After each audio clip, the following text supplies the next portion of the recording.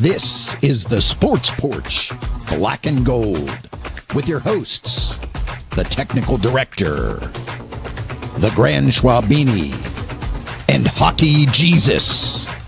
Come on, Pittsburgh. Let's show a little Steelers, Penguins, and Pirates love. The Sports Porch Black and Gold starts now. Oh, yes. Welcome to the Sports Porch Black and Gold edition all over the world on Facebook, on YouTube, on X. If you're not watching us on YouTube, go over there right now and subscribe to us at the Sports Porch Podcast. Hit the notification button, and you will see that you are now one of our subscribers.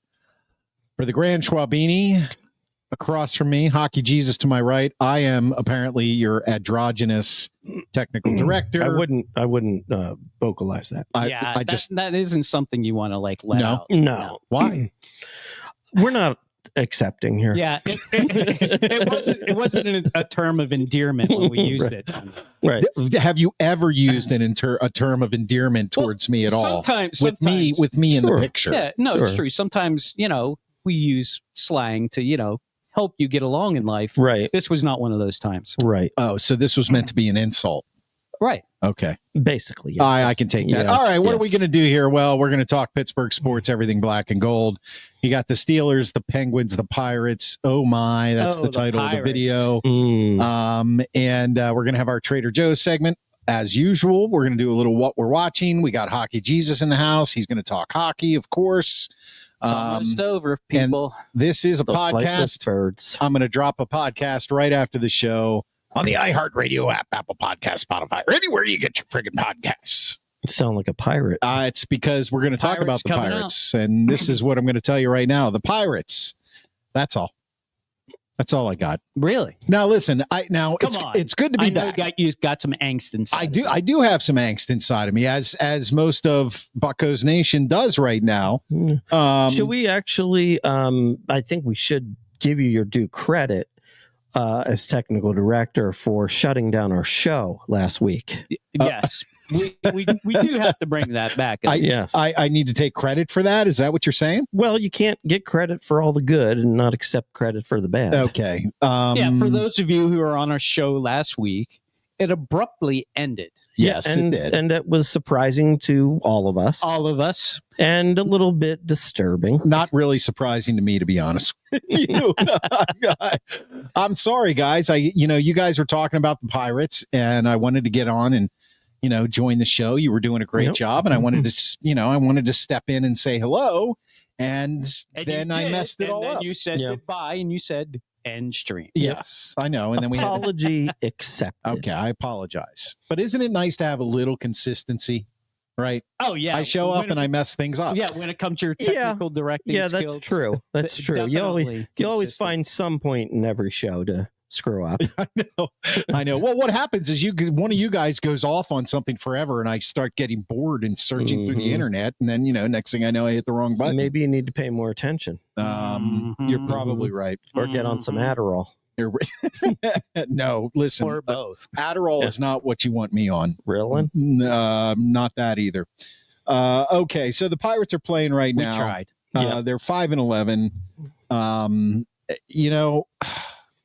Look, last week's show, you guys were talking about the tribute in right field, which they've since replaced, right? Yep. Okay, so they take down the sign, the Clemente sign on the 21-foot wall, and they put up some stupid boozy drink that you say doesn't taste good. From Philadelphia, it's actually very good stateside. Oh, it is good. Yeah. Okay. Anyway, they make good stuff. Yeah, so a Philadelphia sponsored drink. Then somehow they managed to remove all of the bricks that people bought with their families' names on them. Well, they said that they needed to be refurbished, and this is the third time that they've done it. Right. But yet they ended up in a heap, in a pile of rubbish. Yeah. Really? I don't know how that's replacing them. Yeah. Right. Right. So, then they go on to that. And then you have... They can't get anything right, can they? No. And then you have the lineup issues. It's, you know what it is? It's like you don't even talk baseball about the Pirates anymore. No. There's nothing baseball related to talk about. I mean, yeah. Okay. Paul Skeens. All right. He is pitching tonight. Yeah. It's one player. It's one player. That's it. There's one player worth talking about on that team. That's about right. Right. Mm-hmm. So well, now that they've got Brian Reynolds DHing, I mean, I can't even look. There is no light at the end of this tunnel. I'm sorry, Pirates fans. There's no light at the end of this tunnel. Not with ownership currently where it is.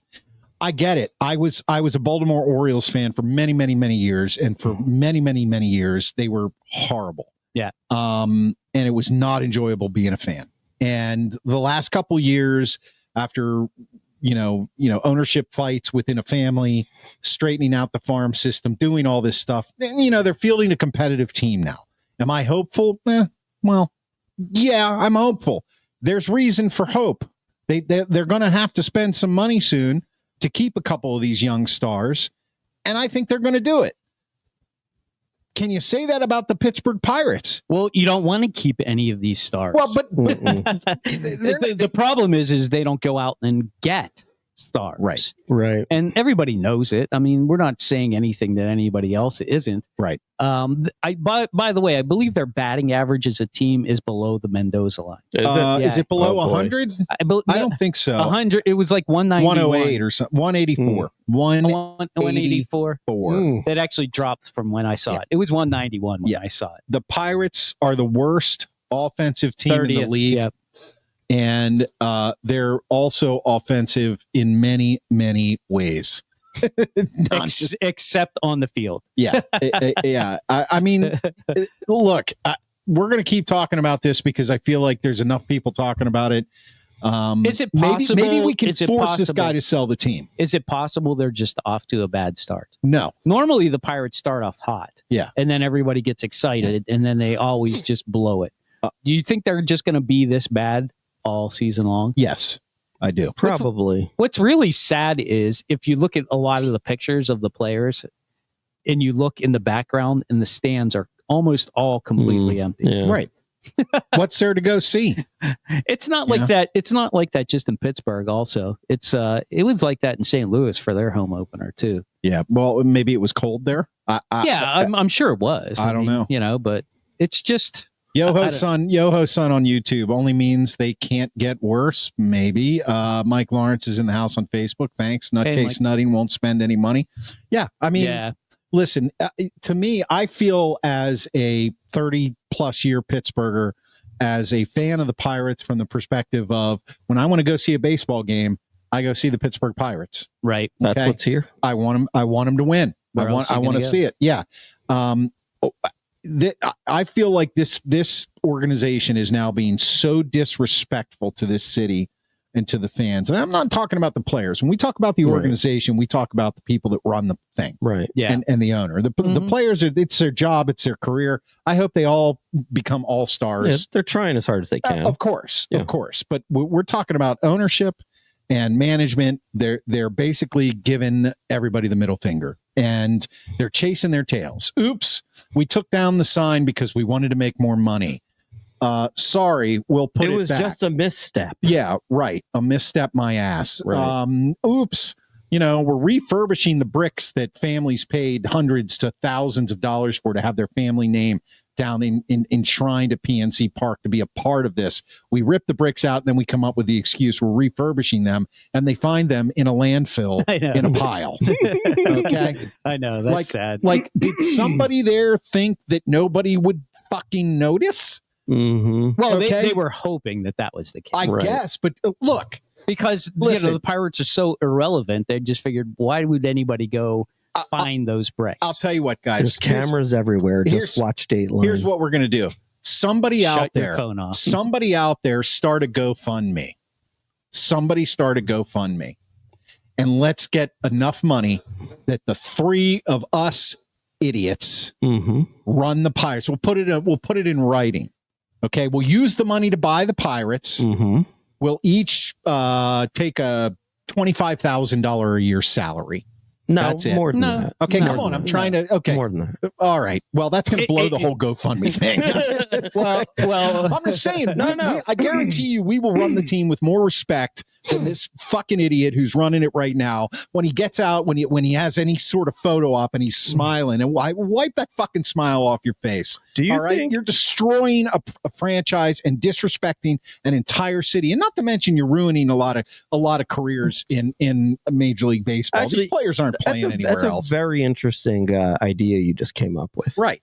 Do you think it's possible that we could start a GoFundMe with the promise? Now, we know we're going to find out later exactly what the Pirates franchise is worth. Right. And I will teaser alert, it's in the billions. Yep. And do you think we could actually raise $1 billion and say we will not touch the money unless we buy the Pirates with this money? Oh yeah, I mean, yeah, we could do that. I mean, I don't know if we could raise the billions that it's going to cost. I'm just Another thinking, spoiler alert. Yeah, I think that might be pretty hard. Yeah. But I think never know, though. very hard. Yes. Yeah. extremely hard. Yeah. Unlikely. Very unlikely. Yes. Yeah. But it could be worth a shot. Yeah. Why not? But I mean, I think its second point to that actually makes Yeah. more sense. Okay. We could easily run the business better than they're running it. Yeah. Oh, no question Absolutely. about It would no be question much about more it. fun. Yeah. It would be a great product on the field. Absolutely. Yeah. And we would fill that place every night. Yeah. Absolutely. Yeah. Just with our radio shows alone. Yes. I People coming mean, down. Oh no! What we would put on the field would be so entertaining. It would be like Major League all over again. It would be. Yeah, you're You right. start with 2,000 fans and the guys with the drums in the outfield, Yeah. right? Boom, boom. And then before you know it, you're on a winning streak, Mhm. and Yeah. then people are starting to float in. That's right. Willie And Mays then Hayes. before you know it, you got people flying in from all over the world, Yeah. just to watch the Yeah, Pirates. we would turn Yeah. this team We around could do it. in a heartbeat. We could do it. Absolutely. But you know what? Just so nobody out there thinks that we're tooting our own horn. I'm going to go scout Japan. Okay, cool. I Good think choice. I think almost anybody with half a brain could run this franchise better than the idiots that are running it now. I don't want to hear Ben Cherington say another word. I really I don't. know. I'm so tired of the Such a shill. platitudes. You know what I mean? Yeah. He's total No, you're shill. right. I don't want to see Bob Nutting tout any more of the Pirates charities and the bullshit they do in the community. Right. Because it's not that it's not valuable. It's valuable. Of course it is. Mhm. Any way to help underserved or underprivileged people or people that don't have it as good as we do. Great. I'm really happy for you. But every single major league team, NFL team, Right. NHL team has charities and Yeah. does it. Stop. Mhm. Yeah, they're not special. Right. Put something out on the field that we can get into. Well, PNC was rated the #1, the most beautiful ballpark in America. I know. You're welcome. Yeah, you're welcome. I've seen it. That's my taxpayer money. I've going seen to it your 50 stadium. times. Right. I've seen it 1,000,000 times driving by it. I'm tired of going there and watching losers, Right. with no hope. Look, it's one thing to be a loser and know your team's in a rebuilding phase. Right. That's completely different. You're talking about the Penguins. This is right. And we're going to get there. But this is completely different. And it's frustrating and it's ridiculous. And I'll tell you what, Nutting, if you don't want to sell the team, how about nutting a little money on the team Mhm. so they could, put something on the field that is worth watching. Break or not. Yeah, right. Not on the team. I mean, and my apologies to Brian Reynolds, Key Brian Hayes, IKF, Tommy Pham. Who cares about him? Nah. Andy Rodriguez, O'Neill Cruz, Andrew McCutcheon, Jack Sawinski. My apologies. Okay. Because in a way, if you took that personally, I could understand it. Because what am I saying? I'm saying the team sucks. All right. But you don't have ownership. You don't have management that is willing to create a culture in which you feel like you can win. I think the team sucks because the players don't really want to be there. They know what's going on and there's no motivation to win because this is just where you end up when you're mediocre and nobody wants to coach you the right way. I don't know. Well, when you don't go out and get somebody who has been a winner Mhm. and wants to lead a team that's new, that's young, it's impossible. It's impossible to think that somebody is going to stand up and be that guy on a team that's 5-11. Yeah. Right. Or 5-16 or whatever they are. Yeah. And I think that's also the problem. They're 5-11, by the way. 5-11. Sorry, I'm making it worse than it Well, is. no, they'll get there. But I think that's the problem. Here's a question for you.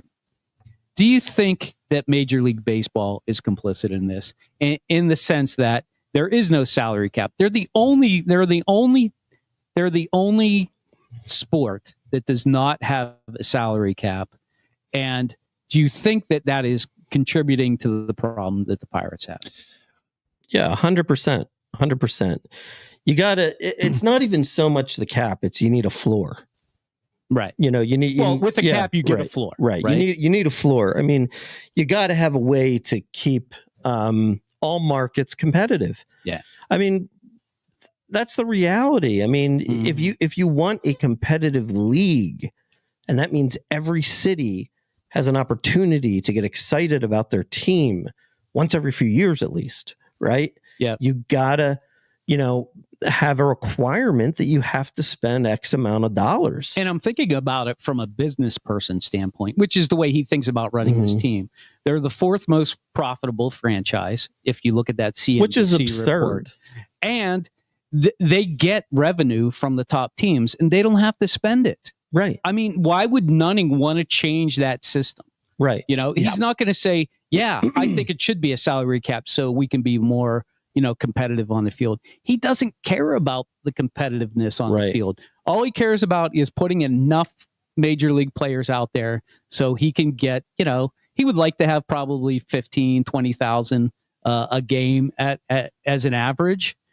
But if he ends up at 14 and a half, he'll take it. It's close enough.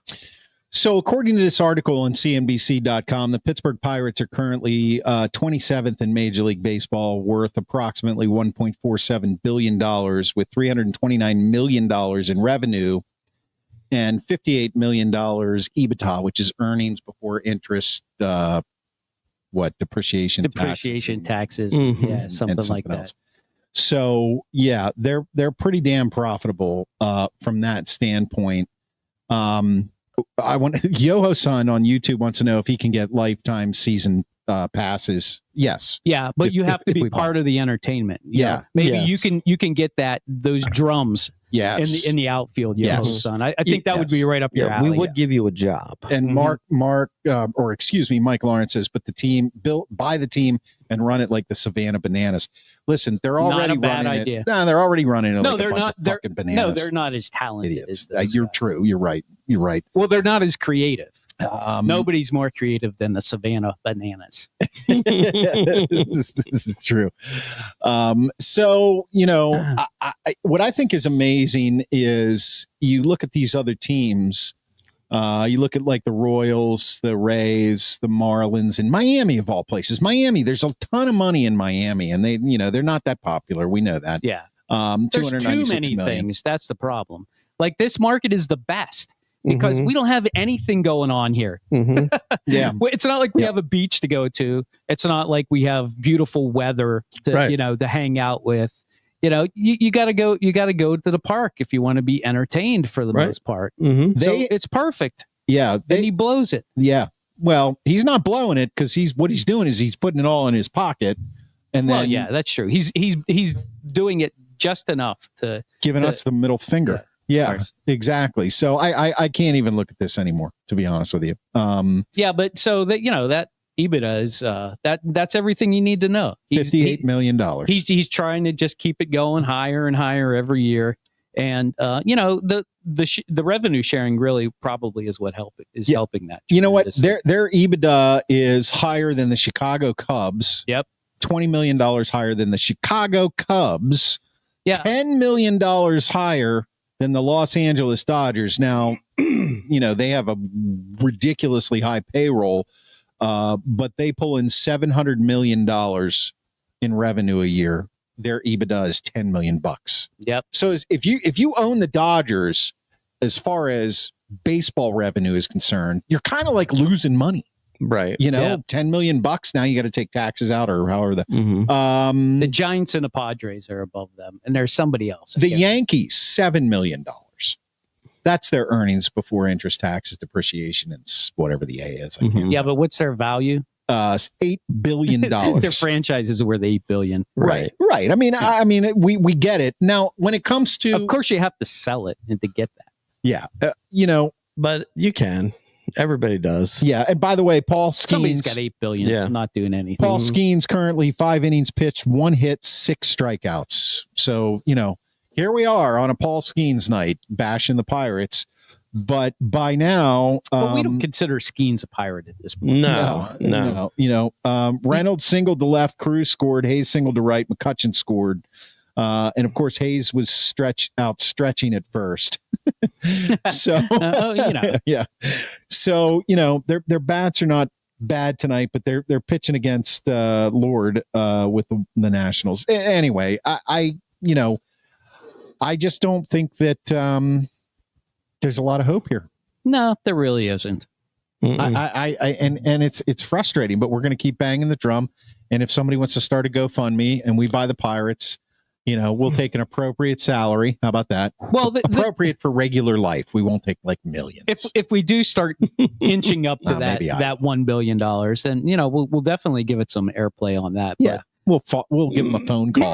There's nobody on this team that is even worth like getting rid of to get better players. That's the thing. Like, okay, we'll wait to the trade deadline and then, we'll make some trades and we'll get some younger guys. All our younger guys are ready to come up and play. Yeah. But we don't have any talent around them. So what's the point? We don't even really have any. Look, I'm sorry. Henry Davis. He was a bust for sure. Andy Rodriguez.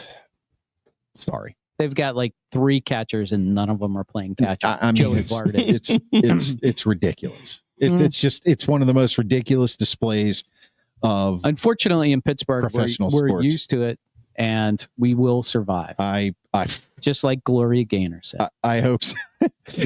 I hope so. Subscribe on YouTube at the Sports Porch Podcast. Click the notifications button to let you know when we go live, which is every single Monday night, 7:30 p.m. Eastern time.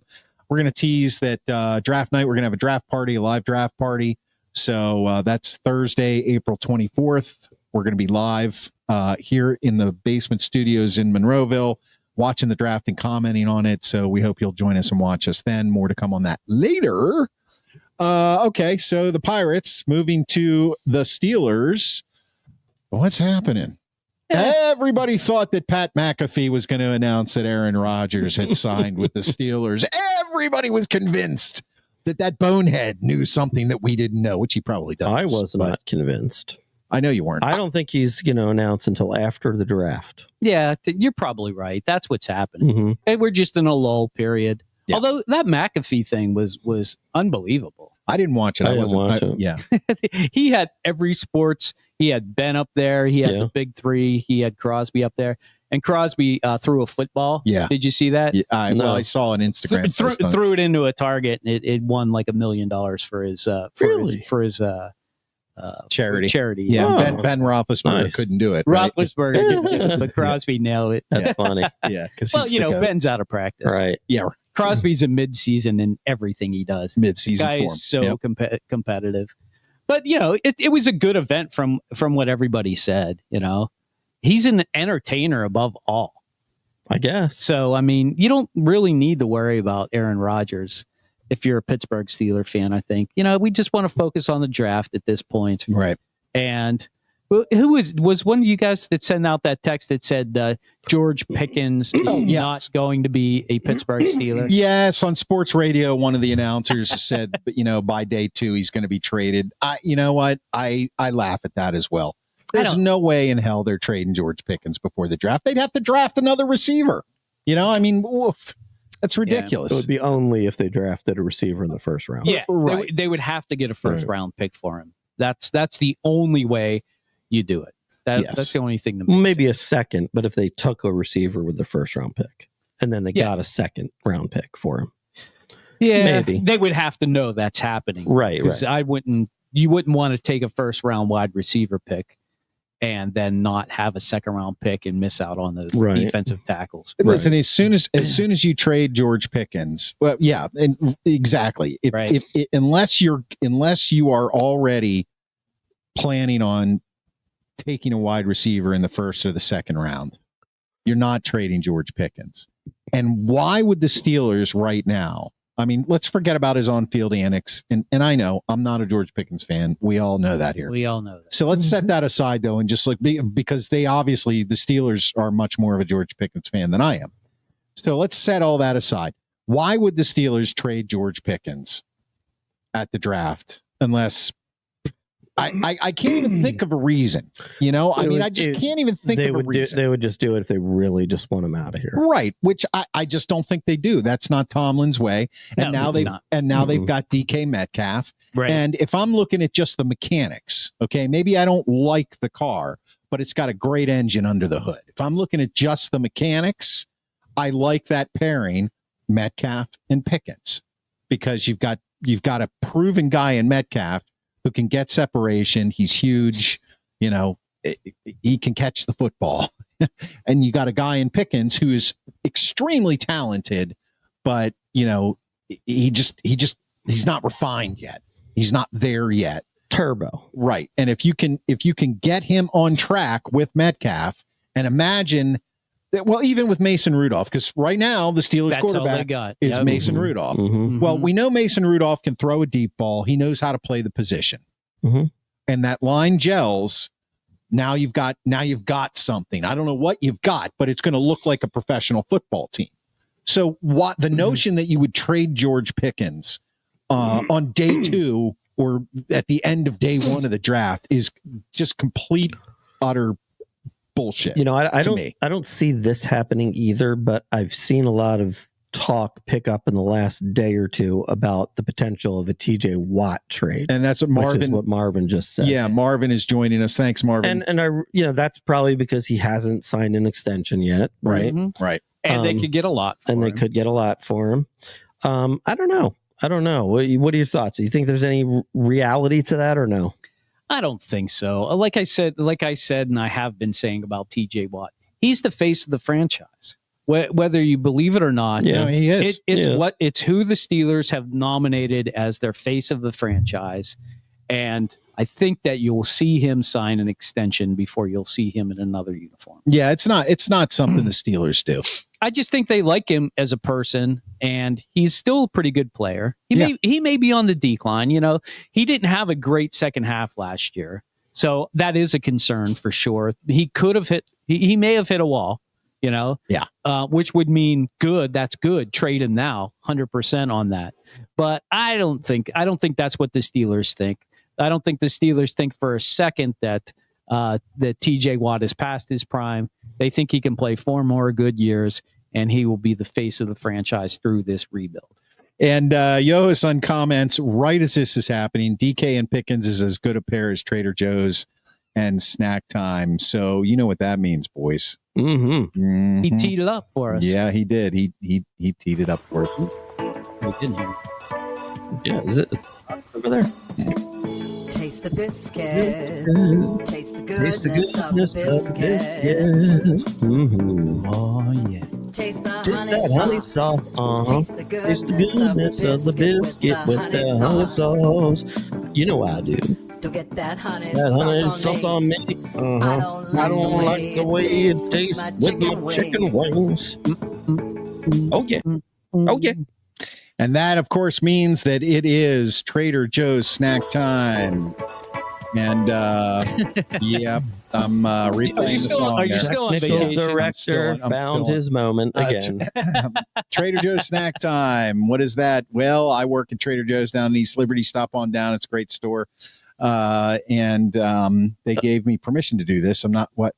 Chicken mole? Chicken mole. Oh, chicken mole. Jesus. What the hell is this? Mole? I don't know what the hell is chicken mole. It's chicken. It's like in a brown sauce. You'll like it. Okay, hopefully. Chicken mole.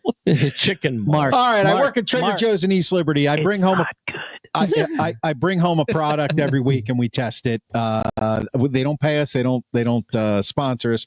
but I did get permission to do it. Of course, it was provided by my lovely wife, Pittsburgh Property Diva. Is there supposed to be like a dash over the E for Malay? Yes, or something I don't know. Chicken mole. It's not chicken mole. It doesn't have it on the. It does look. It looks like chicken mole to me. Yeah, I got you. I guess we're gonna find out. Maybe it isn't mole. Maybe it is we're having chicken mole. At least she gave us each. This is a huge upgrade. Yeah, it is. We each actually have our yes. own bowl and our own fork. I requested that specifically. I read. Are you sniffing it? This looks like It looks. this looks not like a good. dump. Looks like a piece of shit. Does it not? It does. You're Okay. not wrong. All right. It definitely has a poo quality to it. Oh. But I mean, it does have a piece of chicken, so I'm going in. You would put this in like a taco. I mean, it's tasty, There you go. but you do have to get past the point of am I eating shit? Yeah. If you don't look at it, you might like it. Right. So what you need to do is either put this in some rice, Mm-hmm. hide it in a tortilla, Yeah, that's exactly what you do. and then you're like, oh, okay, yeah, I can eat this. It's got a little spice to it. I haven't It's had pretty it. good. Yeah. It's pretty good, actually. I'm not a fan. I'm giving it 2 thumbs down. No, I give it a thumbs up. Yeah, I do too. It's got a weird aftertaste. It's spicy, looks like shit, tastes like shit. I would not buy this. If somebody brought this to me for dinner, I would say, excuse me, I have to leave now. I'm not feeling very good. I'm not interested in your chicken mole. Oh my God. That was hilarious. Now, if it was in rice or hidden in a tortilla, then I probably would like it. And Yoa's son says everything tastes like chicken, even a mole. It's pretty good. I mean, it's actually almost like a little bit of a barbecue chicken. Yeah, there you go. Yeah, Amy I can says see where this you're is an going with that. interesting It's a TJ little food sweet. this week. Yeah. I wouldn't buy it that way. I mean, Just wait until Chris gets it again. We can have it for free. mhm. I would buy it, Amy. He's eating it. He's going to finish the whole bowl. You So, should see if you can trick me and put it in something and not tell me what it is. All right, we'll see. And then see. I might say, you can call it something else. If you're not going to eat yours, you can either give it to me or no, I'm not going to eat it. That's what Amy can't. does It's to not- me. It's not good. That's what Amy does to me. She tries to make me think that I'm eating meatballs, but Yeah. they're turkey meatballs. Yeah. well, that's do you that's me. usually get fooled? I can get fooled. Yeah. Yeah. I am too. I'm easily fooled when it comes to food. Why does Amy do that? Why do you do that, Amy? Oh, you know why? Because that's what she wants to eat. Because it's healthier. Yeah, and it's healthier. So, she says, hey, it's beef, but it's really turkey. Mm-hmm. You would lie to your husband like that, It's Amy? not a lie. She's helping him out. She's making him more healthy. Mike Lawrence It's a white lie. Mike Lawrence has noticed that you're Oh, kind of yeah. liking the. Come on, Mike. Yeah. He likes almost everything that we do at TJ's. There's been a couple things that he said Yeah. I don't like it. No, I mean, I mean, if he doesn't like chicken on pizza and he ate it, I mean, I will say That's it true. was surprisingly decent. I couldn't get past. It looks like shit. I'm sorry. I did that to you. No, That's but my you're fault. right. No, I saw It it. And I really was did, like, though. what is? Yeah, it Yeah. looked like a piece of crap. Use that as the meat in a lasagna. Maybe. Maybe tortillas. I'd do Yeah, that. maybe tortillas. And Okay. you know what? If you put some sour cream in it, it might Mhm. change the color. Wouldn't look Yep. too much like. Little sausage doo-doo. dribbled over it. Yeah. That was our Trader Joe's snack time. Thank you very much. Back to the Steelers. Okay, so everybody remember we're having a draft watch party on Thursday. I'm really putting in but- extra time for Next Thursday. that. Are you? I'm flying out at 6:00 in the morning I know. the day after. You want a bonus? Is that what you're asking for? I'm asking for double pay. Okay. Yep. Well- That's in the budget, right? We'll Sure. talk to the guys down at the Yeah. station. We'll see what they say. Yeah. Okay. That's fair enough. We'll send an email. We'll talk to Rapid Impulse. I thought maybe Mr. Rapid and Mr. Pulse. Mhm. I thought We'll talk to maybe RPM. when you said you were putting in extra time, you were going to do some kind of analysis for it. But of course I will. I mean, we'll have 4 hours. Mhm. I just can't. You It's going to can't be just a long show. You just can't sit there and make shit up for 4 hours. You have to go on the Google and find some stuff. Oh, I mean, I know it all at this point. I'm already ready for the draft. Yeah, you already know what the first 10 picks are. Oh, easily. Yeah. and you don't think that the three of us could sit around and make shit up for 4 hours? You think that would be hard? Oh no, definitely not. It doesn't It'll have to a be piece of all. cake. It doesn't have to be all football. Like He's got a great motor, really good in the phone booth. Somehow, I think we'll do tangents off of the NFL reservation Right. for I a don't think time. it's going to be 100% football. Mm-mm. Oh no. That's what you're saying. Oh yeah. There'll There's gonna definitely be some personal things in there for sure. I'm looking forward to it. Oh yeah. I'm not even going to practice. There's no wing reason to practice. It just happens naturally when we get together. Yeah. So wing it with us on draft night, Thursday, April 24th. Yeah, as far as the Aaron Rodgers saga goes, I'm totally wait a minute, use that as meaningless. Michael Lawrence had something to say. Hey guys, kudos to Rory McIlroy Yeah, it's a good for winning segue. the Masters, only the 6th golfer to win the Grand Slam. Comment after the Steelers Rodgers BS. Okay, so you've been watching our show for a while, Mike. You know us so well. So yes, the draft is coming. We have one more show before the draft. We can talk more about that then. Maybe Aaron Rodgers will have made a decision. Maybe not, as the Grant Schwabini thinks after the draft. Highly doubtful.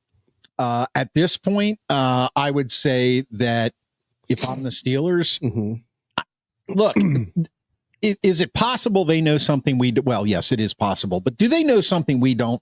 Has he already in principle agreed to come? And that's why we don't seem to see any face of panic, you know? No, I don't think he has. No. Okay. No.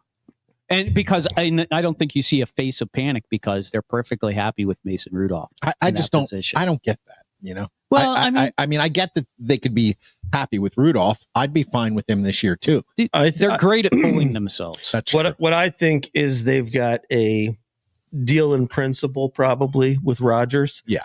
And Rodgers is holding out until after the draft and has told them that that's what he's going to do to make sure that they don't draft a quarterback in the first round. Now, if you're Aaron Rodgers and you're, but he doesn't want to mentor somebody. He doesn't want to babysit somebody. So that's the reason, not because he doesn't want a replacement. Right. He's fully aware that this is most likely this year is his last year. Maybe he's thinking to next year, but whatever. Right. But he doesn't want to deal with, he has 3 bad games and everybody's saying, put the kid in. Right. He just doesn't want to deal with that. No, you wouldn't want to as a professional.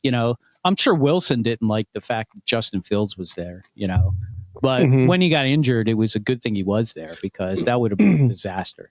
Yeah. All right. Well, next week is next week. Yeah. Let's talk a little Masters here before we move on to HJ.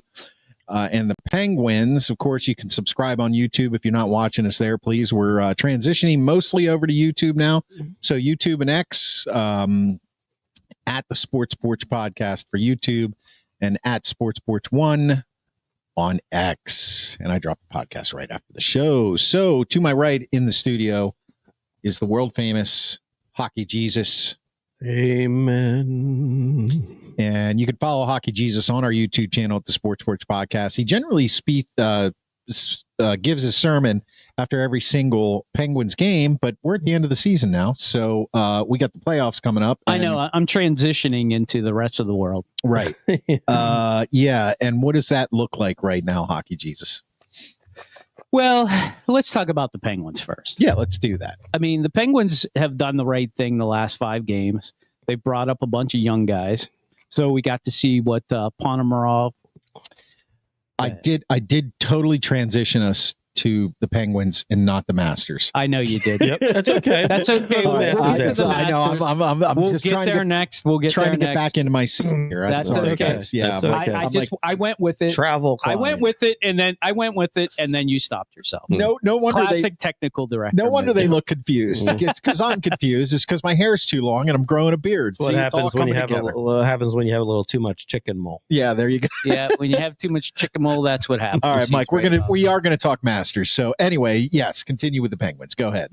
So they've been bringing up the young guns. Unfortunately, Rutger McGroarty broke his ankle blocking a shot. But before that, he actually looked really good on the first line with Sid, and he was playing with Rust. And they had Koivunen playing on the second line with Gino. I just have to tangent here for a second. Gino is done. I hope that he doesn't come back next year because he's sucking up a roster spot. And it's really causing problems. I watched him play with Koivunen and with Raquel on the second line because I was at the Chicago game on Tuesday night. Those two guys had no clue where to go on the ice. No. Because Gino's like this all over the ice, and he's basically running into them with the puck. And they're just skating down on their wings. And they're like, pass me the puck, and he's skating into them, and they're trying to skate out of his way. But it was kind of embarrassing to watch, honestly. Yeah. Do you think it's mental or physical or both? I think he wants to try so hard to prove that he still has the ability to just take over a game. Mm-hmm. He tries to, and it looks sad. I'm sorry to hear that. Yeah, he doesn't know how to transition his game into like a slow it down passing game. Let the other guys skate with the puck and get to the net. Mm-hmm. That's what Sid has always done. Well, Sid's much more cerebral than he is. Right. But Gino's always taken the puck and just gone with it. Yes. And he was great at it in his heyday, one of the best ever. Probably not as good as Yager, but pretty damn close.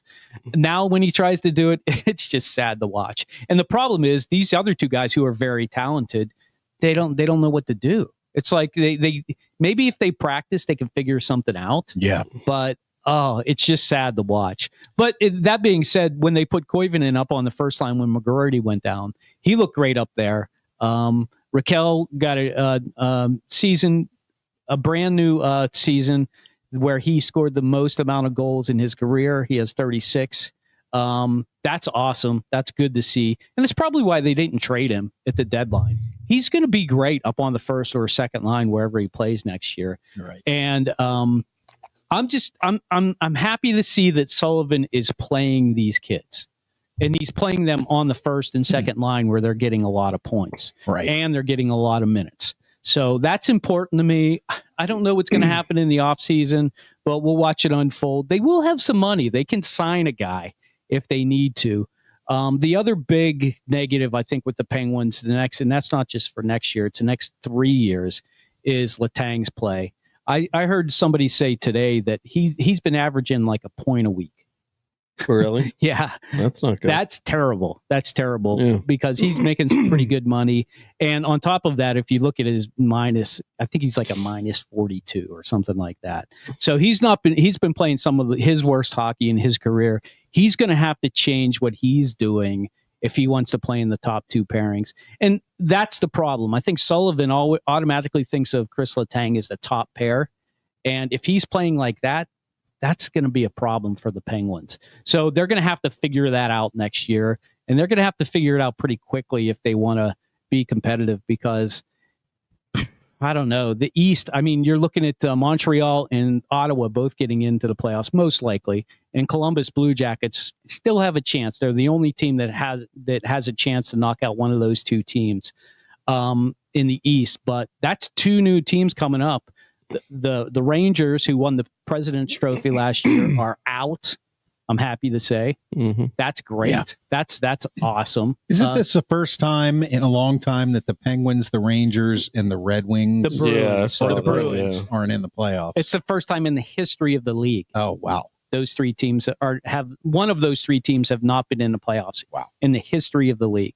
Yeah, that's crazy. Changing times. Yeah, changing times. But I think it's good because if you've watched other hockey, which of course I have, I love that Ottawa team. They've been pretty solid. And, this is why you need to listen to Hockey Jesus. I told you the Pittsburgh Penguins needed 93 points. It looks like 90, 92 right now is where everybody is. Looks like it's going to take 93, 94. In the West, it actually is probably going to take 96 or 97 to get into the playoffs because St. Louis and Minnesota are still trying to fight off Calgary for that last spot in the West. There are already some good matchups in the playoffs. We already know that Dallas and Colorado are going to be playing in the first round. Is that official? That's official. That's set. That's crazy. That's unbelievable. That's going to be a great series. If you want to watch one, I say watch that one. Carolina is guaranteed to play the Devils. I would watch any of that series. That's going to be terrible. But I mean, Carolina is pulling it on. I think Carolina probably will beat the Devils. The Devils have just looked pedestrian in the second half of the season. That's because they're playing without their centerman Hughes, which is understandable. And it looks likely that Washington's probably going to play either Columbus or Montreal. Probably Montreal. And the Senators are going to end up playing. This is the good one too. They're probably going to play Toronto. Toronto is probably going to win the Pacific. No, not the Pacific. I forget what it is. The Atlantic. That's right. It is. And it looks like if that happens, then that means you got Florida teams playing each other, the Panthers and the Lightning. Mm-hmm. That'll be another really great series. So you got 3 really good series that are going to be coming up. I don't know when the playoffs start. My guess is they're probably going to start Monday or Tuesday of next week. Probably. It's probably isn't the last games like this, like Friday. Yeah, this Friday, like I think. Some teams are already done, actually. Are they? Yeah. And if you care about the Pittsburgh Penguins, right now it looks like they'll be picking 2, 4, 6, 8, 9th. They're picking 9th now, which means they'll get some lottery balls, but they could fall as far as 7th. They could still fall behind Buffalo. They're at 77. They have a game on hand, and Anaheim has a game on hand, and they're at 78, tied with the Penguins. So they could easily fall to 7th. They could also fall. No. They can't. They could tie the Kraken, so that would put them in the 6th position. They can't catch the Flyers, the Bruins, the Predators, the Blackhawks, and the Sharks. So those teams are all going to pick above them. Well, it's lottery balls, though. It is, right. Yeah. So you'll get a lottery ball. And there's a website where you can do a mock draft, at least on the first round, and it says simulate the lottery ball. And I did it once. And the Penguins got the 2nd pick. Did they? And supposedly, if you have the top 3 picks, those are like the best guys. You are hockey Jesus. And then that's true. Maybe I can make it happen. Let's use some power. Yeah. I've been reading a little bit too. And then it's like from 4 to 10, 4 to 11. They're kind of another group. What I was kind of reading was like pretty much like there's about 6 really good prospects.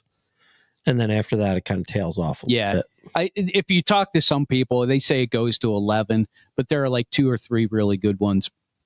And that's it. That's what the season's looking like. It's winding down. Of course, we already talked about Ovi. Ovi got another one, so he's 866. He's 4 away from 900. Wow. So every goal he scores is a record. Every single goal. So you're going to the last game, right? Yeah. Maybe you'll see a record anyway. I'll be surprised if he plays. Typically they like to sit. The only way he'll play is if he plays. I think they're playing the Islanders tonight or tomorrow, and he might play if he's got 899. Yeah, if he wants to get the 900, they might just put him out on the power play. Although Jari's been playing great lately. Yeah, I don't think he can score against Jari. Yeah, he's a brick wall. He's a brick wall. All right, that was Hockey Jesus. You can follow Hockey Jesus on our YouTube channel at the Sports Porch Podcast. After every Penguins game, and then there's going to be some playoff. Hey, I'm working on my background. I've got a new playoff. Is it new? Back wall. It's going to be new. It's going to be new. Just so it's new. We want to make sure it's new. It's not going to be the pennants you saw last year. It's new. It's going to be something new. I think you're going to like it. All right. Did it cost money? I can afford it. Okay. All right, Hockey Jesus. Okay. Now we like to move on to something that's very, very special, and I'm going to let the Grant Schwabini introduce this.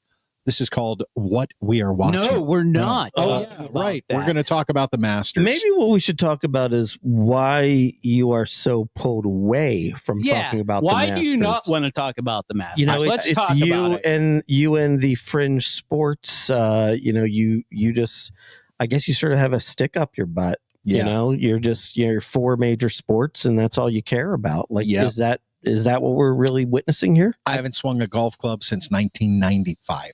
Yeah. Yeah. Does it matter? That doesn't matter. I haven't swung a golf club. You can still watch. If you watch the Masters, you can still When was the last time you threw a football? Well, since, a lot shorter than swinging a golf club. But you can't remember, can you? No. You watch football, right? Yeah. Exactly. Yeah. No, I'm sorry, Mike, out there in Facebook land. I apologize. I don't watch golf. You know what? My father watched golf like that was his life.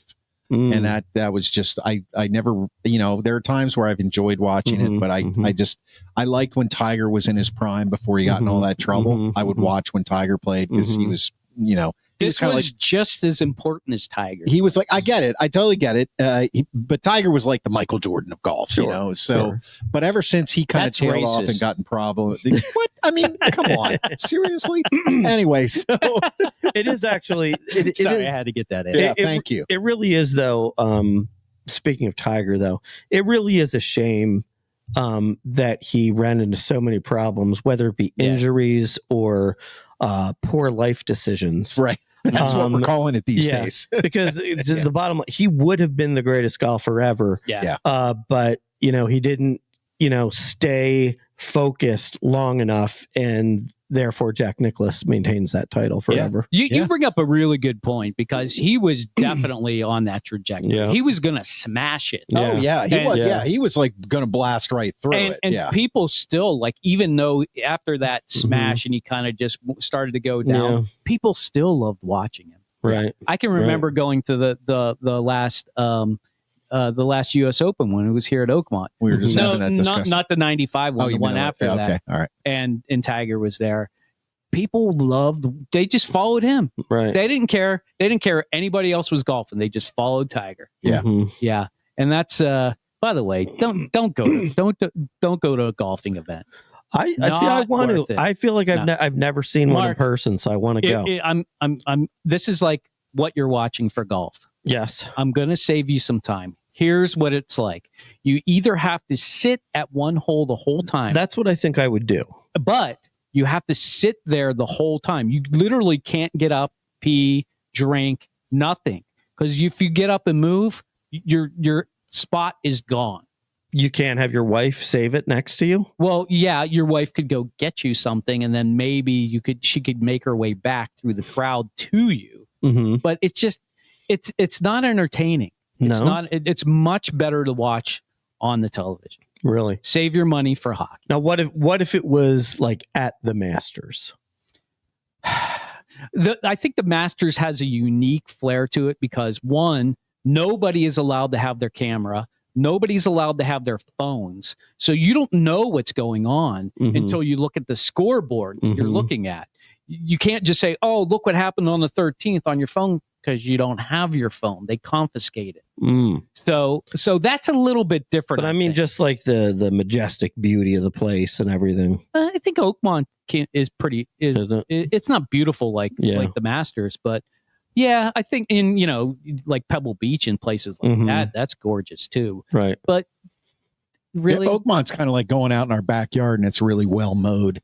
Probably. Yeah, I'm not serious. I mean, it's not like the Masters. Not to take anything away from the wonderful people at Oakmont that keep it beautiful. But yeah, if you did, that's what you'd have to do. But I have a feeling even you, Mark, would get bored after 6 hours of sitting there. Really? Yeah. He says, Mike Lawrence says, except at Augusta, the Masters, if you set your chair there, it will be there all day. So, they respect that. But moving on from that, I'm not a big golf watcher anymore. And that's why. But let's something talk historic, about what happened. Something historic did just happen, and I'll let you guys take it away since you spent your Sunday doing it. So Rory McIlroy became the sixth? Yeah, sixth. The sixth player ever to win the career Grand Slam, all the majors. It was a long period of time in between the last one. 11 years. 11 years. And what I thought was most interesting is that while Rory McIlroy is one of the greatest golfers of all time, and now he really cemented it with this Masters win. He's a legend now. He is. But he also is, he had over the last few years really kind of taken on like the biggest choker element. Yeah, he did. And watching, and he did it at the Masters. Yeah, and watching this yesterday, it was such a crazy roller coaster of, oh my gosh, he choked again. holy crap, that was an amazing shot. Back and forth and back and forth. Yeah. You know what I mean? And I mean, you can even go back to Saturday. Right. When he started a day, 6 holes in a row, he got 3. It broke the record for a start. He had an eagle. he had an eagle and like 3 birdies on the first 6 holes. Mm-hmm. It was ridiculous. And that really set the pace for Saturday when he got to play with DeChambeau, right? Mm-hmm. And he started off terrible. Started off with the double bogey right off the start, and then he lost the lead. Right. And then he gained it back, and it looked like he had like a 3 or 4 point stroke. And then what happened? Yeah. And then something that I've never seen before. Never saw this either. So if you don't know golf, the term layup basically means instead of going balls out and going for the green, there's usually like a water hazard right before the green. Mm-hmm. So laying up means you hit it to land right before the water so that you guarantee that you're not in the water. And you have like a chip shot. And then you have green. a little chip shot to the green. Get it close to the pin. He did a perfect layup, and then he shot it like 10 feet into the water. And all the announcers were saying that's the worst shot I've ever seen. Right. I mean, it was just like, it was unbelievable. Like, I've never seen that. Like you're the best golfer in the world. How on earth did that happen? Yeah. The guy's just like, I think his line was about like 20 yards off. 20 yards off. Unlike a 40-yard shot. Right. Like it was just crazy. Yeah. And then of course, like, at least to me, I thought that the putt when he could have won it in regulation on the 18th, I thought that was a choke. Total choke. I mean, it was 4 or 5 feet. Right. And you just don't give up the hole there. Right. And he did. Right. And he just went right by it. And meanwhile, like Justin Rose, like hits like a 15-footer on the 18th. No, it was longer than that. Longer than it that? was like a 32-footer. Right. It was an amazing shot. Right. And the thing about 18th was, I think all day long, there were only like 6 birdies on the 18th. Right. So it was a very difficult hole to get a birdie. And then you go to the playoff hole, and Justin Rose hits a beauty of a shot. I mean, he set up, what was he, maybe like 10 feet away? Yeah, like that? Yeah, I'd say that's probably 8 to 10 feet away. It was 8 to 10 feet away, and based on what he just did previously, you're thinking, oh, he's going to make it. Yeah, I thought so, too. And then I basically thought, if Rory doesn't get this like within 3 feet, he's going to lose. Well, I thought there was no way, because his wedge is what let him down when he went from 3 up to even 1 below it at the time. And it's like, he's got to hit his wedge perfect. And he did. He nailed it right there. And then I still thought he was going to choke. I didn't think so. It was just too close. Too close. I think that's a great synopsis. The only thing you missed was there was another golfer, Auberg. Yeah. On the 18th. Which, by the way, is pronounced Oberg. Even though it is an A with a circle above the A. Oh. Why not just bring the circle down and move the A away? I don't know. It's a German thing or whatever it is. Those damn Germans. Yeah. No, but that guy's going to be really good. Yeah, but he's going to be really good. But on the 18th. He blew it. Dude, you know how it is golfing, yes, right? I do. You remember how it used to be. That's why I don't golf anymore. You get it close, and then you would hit it over the green. Yep. And then you would hit it over the green. Right. Then you'd hit it on the green and putt. Yeah. And then you'd putt past the hole, and then you would putt close, and then you put it in. You're describing my game exactly. That's what he did on the 18th. It was tough to watch, but it was fun to watch because that's how difficult these courses are. I've never golfed it, and I never will golf Augusta, but it's like glass. If you touch it, it's going to zoom, and you just have to hit things perfectly. Because how many times did you hear them say he tried to mash it in? Yeah, it never works. You can't mash anything in. Did you happen to see, they do this thing, this par 3? That's right, Mike. It was a 7 on 18, and it looked worse than a 7. Yeah, they did a. I think he lost like $600,000. Oh, really? Yeah. Good God. The day before they start, they do this par 3 with the family. I watched a little bit. Did you see the shot that Rory McIlroy's daughter hit? Yeah, the putt. Yeah, the putt. Yeah, that was hilarious. That was cute. But that's also too kind of like She just tapped it, and it went like 30 yards down the hill, and it went into the hole. Yeah. Yeah, they do a lot of fun stuff like that. I rarely watch the qualifying rounds. Yeah, I watch a little. I usually tune in towards the end of Saturday, and then I watch Sunday. I actually watched a lot of Saturday because I had some free time on Saturday, and the hockey game was on, so I had them both on. And Sunday, I actually had to listen the most of it, which was frustrating because I was in a family event on Sunday. Doesn't sound good. No, it was fine. But at least they had Family. They had at the bar afterwards. They had it on the big screen. Yeah. So, a little redemption. There you go. Family event, then went to the bar. What's that tell you? It sounds like every family event. Okay, now we're going to get back to every one of your family events. Yeah. Okay, congratulations to Rory McIlroy. Yeah. Yeah, good Grand stuff. Slam career. And he's a good guy, and I think a lot of people like him because he didn't sell out and go to live. Yeah. I think you're right about that. So it's cool that he, is doing well, being that he did actually sort of take a stand of some morals. Yeah. In that regard. What are those? First Grand Slam winner since Tiger Woods in 2000. Yeah. Really? There you go. Congratulations, Rory. All right, moving on to what we are watching. I'm going to let Schwaber take this away and tell you all what it's about. Well, we're talking about watching stuff on TV. That's what we did this weekend with golf. Yeah. But that's not the kind of TV we're talking about. We're talking about when you just want to sit at home with your loved one and you want to put on a show that you can both enjoy, you and your partner, you and your love. And sometimes it's hard to make that decision, isn't it? There's so much to choose from. Every time. Sucks. You've got so many choices. HBO Max, plain Max. Believe it or not, there are two. You've got Netflix. You've got Apple TV Plus. You've got Hulu. You've got Freebie. You've got Mail. No, that was a movie. There are so many choices, and we feel for you. We feel for you when you are searching and you don't find anything. You watch 45 minutes of trailers. Now it's time to go to bed.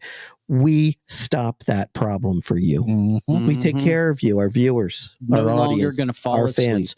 We will do that job for you. All you have to do is listen to us. We will tell you what to watch, what not to watch, and thereby your life improves.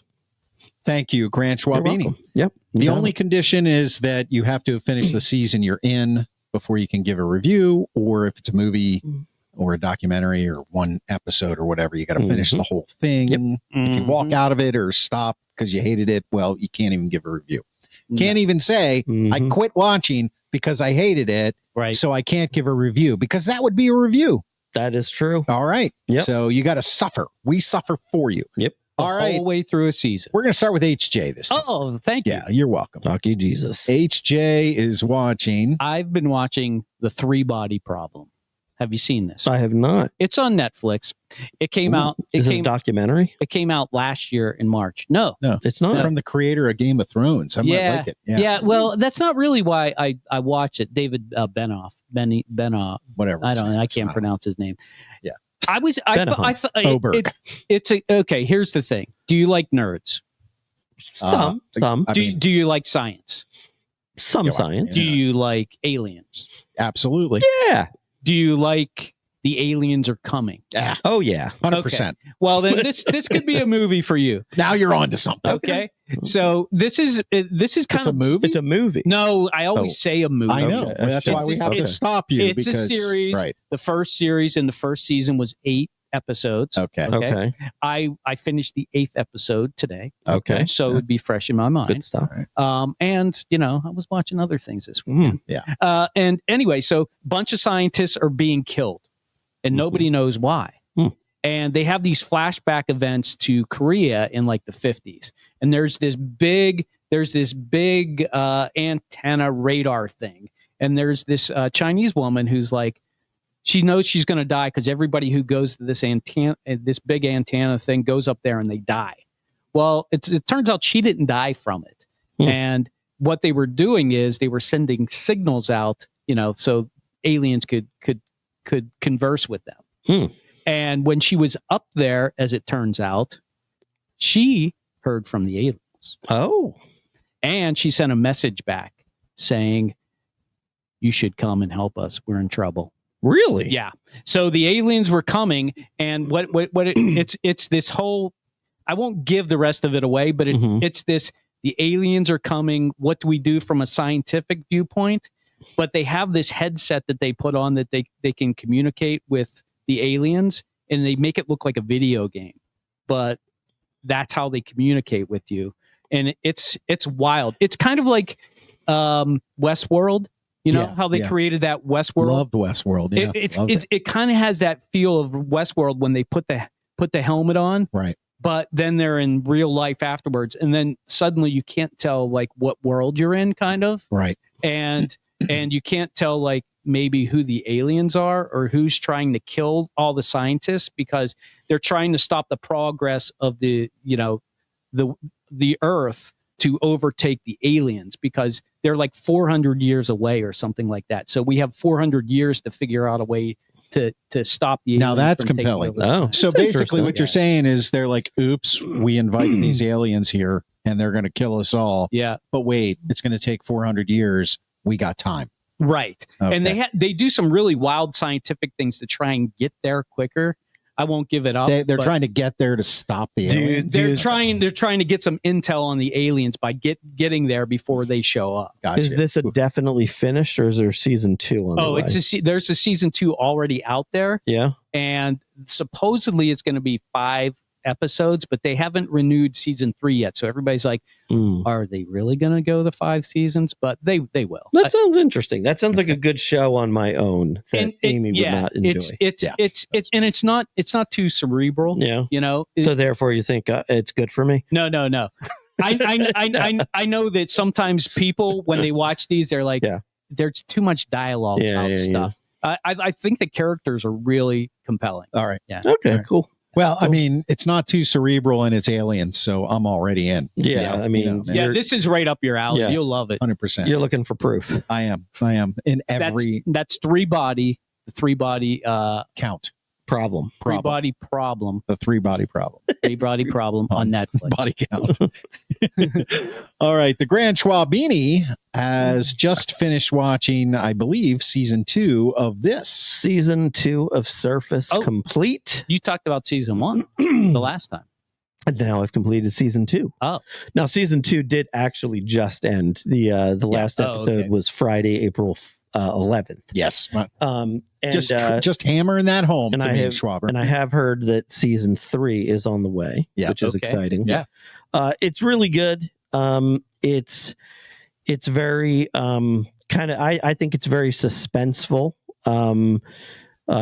Your technical director feels that there's not like a ton of action. It's a little more cerebral, as he puts it. Yeah, but it's good. I like it. Yeah, but it's very good. It's a woman.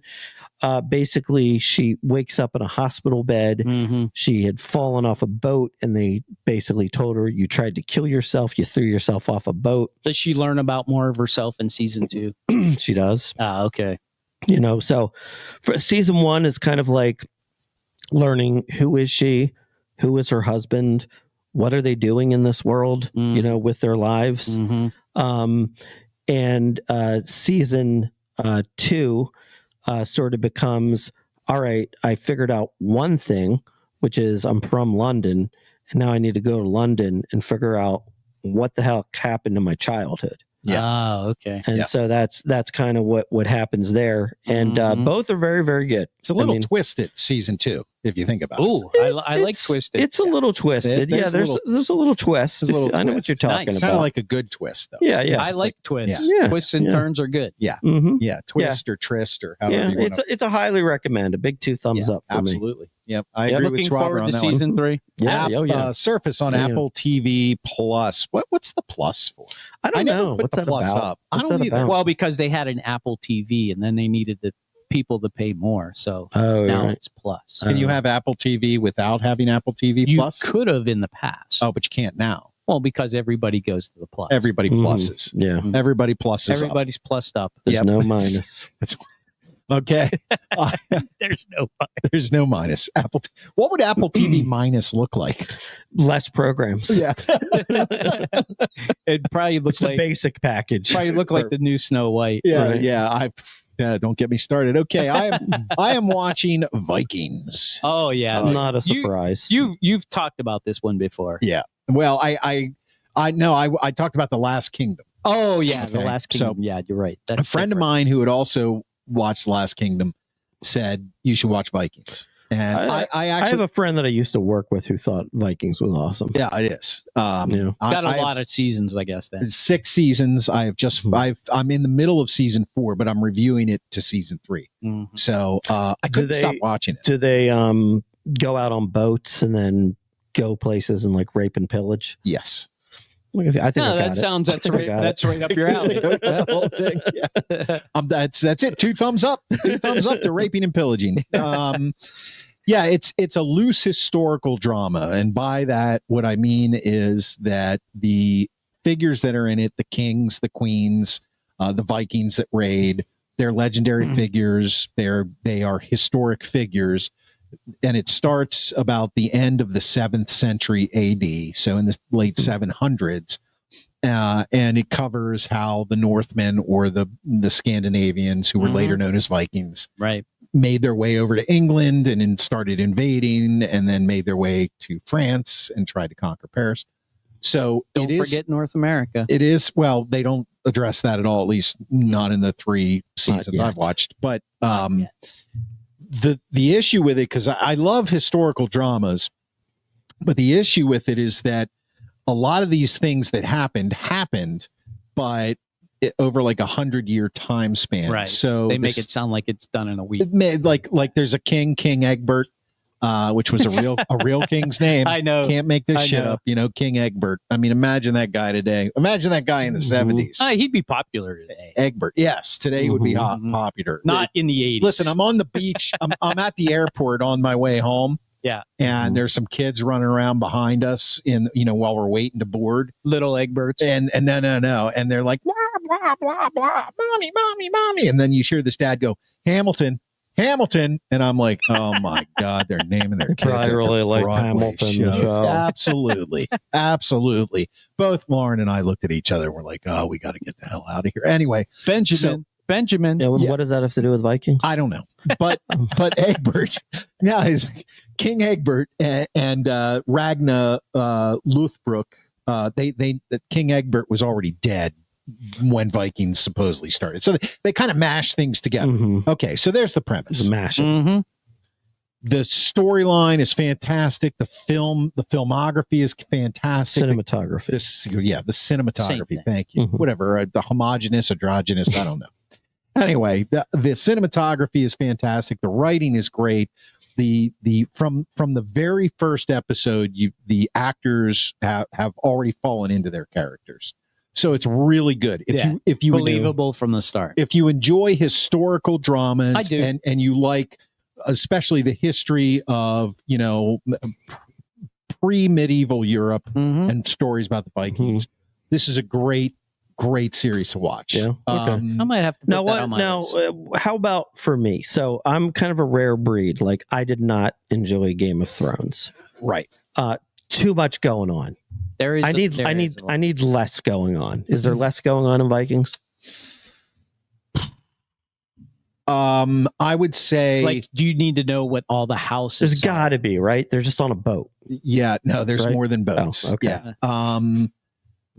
I would say there is a touch less going on. Mhm. It's easier to follow. Easier to follow. It's easier There to you follow. go. Game of Okay. Thrones. I agree with you. I Yeah. really, really enjoyed Game of Thrones. You I thought it was, you didn't have the map out, and you're like, okay, this is the House of Star. Yeah, no, yeah. That part in Game of Thrones, it would throw me off. Mhm. But I enjoyed the rest of it and the premise so much that I would fight my way through it Mhm. and then be like, oh yeah, that guy's this. Right. But yes, same problem. This is different. Easier watch. It's got a little bit of that because you're dealing with different kingdoms in England. Right. But here's the thing. You know where the Vikings are coming from. In your head, you can see a map of Finland, Norway, and Scandinavia right up top in the Baltic states, and you know where England is, and you know where Paris is.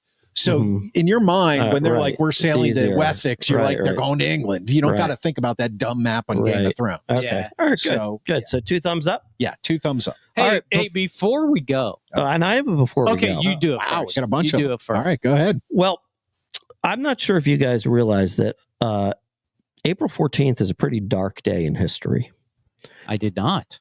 There are 2 terrible things that happen on April 14th. Do either of you know what they are? Oklahoma City bombing. No, I will give you the dates. I tried. One happened April 14th, 1912. Hurricane? Armistice Day. Titanic hit the iceberg. Titanic. Yeah, Okay. that's pretty bad. And another happened April 14th, 1865. U.S. Grant was assassinated. You listen? No. Abraham Lincoln. Abraham Lincoln was shot by John Wilkes Booth. Yeah. Okay. It's a little history lesson. I like That's that. it. There you go. Just so you know. Really? Mine wasn't nearly as deep. Okay. I just want to know. I just want to know if you guys want an update on Survivor. Oh, no. No. Come on. Not at all. I'm ready. If you want to give it, give it. Yeah. Go ahead. I mean, you're really going to allow me? There might be one person who watches Survivor that follows our show. When have we been able to ever stop you, I guess, is the real question. Well, I thought you were just going to hit the music and that was going to be Did the last season end or is the new season beginning? No, this is they finally merged the tribes. Okay. I don't even know what the hell he's talking about. So now they're in one great big group and they know who's going to be on the jury, who's going to vote the person in for the $1 million. Right? Can I ask this question before you go any further? Yes. I saw a commercial for this season of Survivor. Okay. And Jeff Probst says, but this season there's a twist. And I thought to myself, are you telling me there's something that we haven't seen yet? No. Okay. No. That's what I thought. I mean, not yet. There's still, could be. eight Could more be episodes to go. Well, no, probably only 4 episodes to go. Okay. So they merged the tribes and it's going to be a battle to the end. It's going to be the blue tribe versus the green tribe, and they're going to vote each other out. Who are you pulling for in this? That's a really good question. Tina? No, not Tina. I think maybe Joey? Jeff. Mm-hmm. You're liking Jeff. Now, when are you going to go on Survivor? Do you have to retire before you make your appearance? No, you can right now create a video and send it to CBS Survivor. Yeah, I know, but would your company let you leave for however many months? If I got on Survivor, they don't really I would need just him. leave. They don't need him. You that mean bad. you'd retire at that point? No, I'd just leave. I'd take a FMLA or something. Oh, FMLA. I'd make something. Does FMLA? Yeah. Oh, you'd lie. Yeah, is what right, you're saying. of course. It would be like what would happen when you showed up on TV, though? Well, then I would already have my job back, and they couldn't fire me. Oh, yeah, that's true because they it's film delayed. it. Yeah, it's delayed.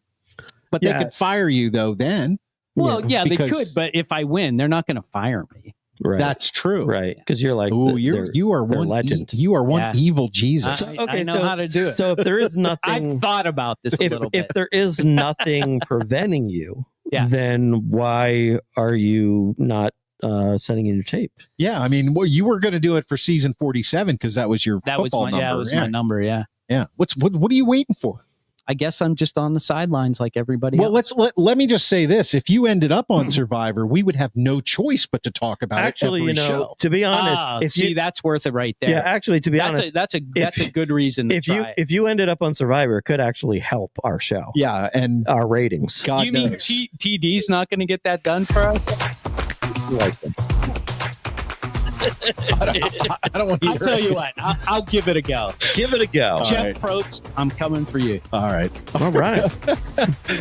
All right. Thank you for watching the Sports Black and Gold edition all over the world every single Monday night at 7:30 p.m. Eastern on Facebook, YouTube, and X. You can subscribe to our channel on YouTube at the Sports Podcast. And I'm going to drop the show right after the show on the iHeartRadio app, Apple Podcast, Spotify, or anywhere you get your friggin' podcasts.